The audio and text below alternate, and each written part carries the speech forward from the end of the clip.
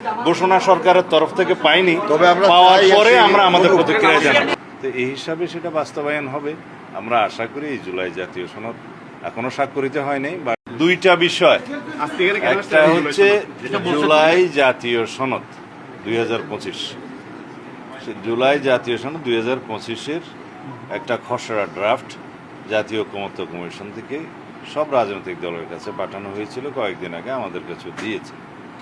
সেখানে জুলাই সনদ প্রস্তুতির জন্য, গঠনের জন্য জাতীয় ঐকমত্য কমিশন গঠনের আগের ইতিহাস এবং ঐতিহাসিক প্রেক্ষাপট, তারপরে রাজনৈতিক দল সমূহের সাথে আলোচনা এবং সুপারিশ, এগুলো সব বিস্তারিত বর্ণনা করে যে সমস্ত সুপারিশগুলো ঐকমত্যের ভিত্তিতে সবাই গ্রহণ করেছে, সেই সুপারিশগুলো একত্রিত করে সেই জুলাই সনদ প্রণীত হবে সেটা বলা আছে।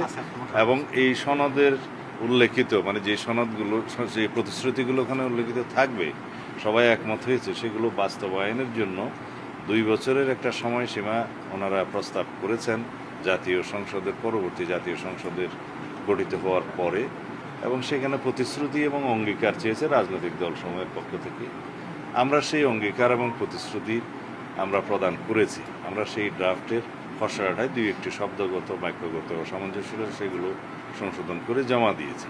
এবং সেটা বাস্তবায়নের পথে যে সমস্ত সাংবিধানিক সংশোধনী, অন্যান্য আইনের সংশোধনী, বিভিন্ন বিধি বিধান, রুলস এবং নিয়ম কানুনের সংশোধনের প্রয়োজন হবে, সেগুলো করার জন্য আমরা প্রতিশ্রুতি দিয়েছি, যেটা তারা চেয়েছেন।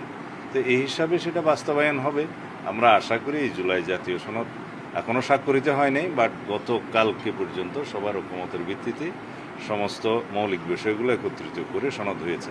আমরা 826টি মোট প্রস্তাবের মধ্যে 51টি বাদে, 51 বাদে বাকি সবগুলোতে একমত হয়েছি। 115টি প্রস্তাব আছে, সেখানে আমরা বিভিন্ন মতামত এবং আমাদের ভিন্ন মত সহ ওখানে একমত হয়েছি।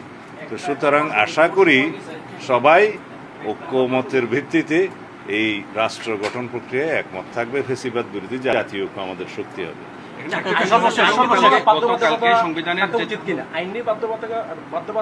জনগণের সার্বভৌম ইচ্ছার উপরে কোনো আইন নেই। এটা হচ্ছে, আমরা বলি যে doctrine of legitimate expectation of the people, এইটাই সোভারেইন ইচ্ছা, জনগণের অভিপ্রায়। এখানে সবাই একত্রিত হয়ে যে সনদ তৈরি হবে, it is above the law.